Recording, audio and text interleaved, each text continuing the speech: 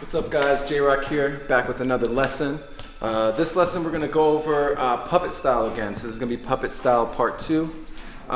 In the first lesson, I definitely recommend you take lesson 1 first. I went over the history and basically the foundation of the style of puppet, from getting into the character, getting into that feel of a puppet, being on strings, a lot of the foundation of that.